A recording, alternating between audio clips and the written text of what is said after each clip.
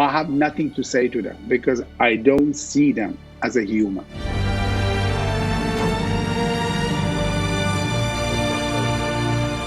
I'm still stuck on January 8th, 2020.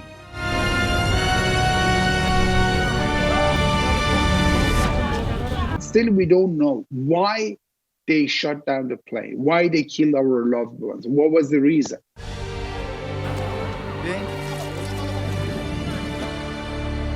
I hope we can see the Iranian regime in International Court of Justice to answer our questions and explain about their brutal and heinous behavior. My kids, or these 176 people, are not the only victims of this regime.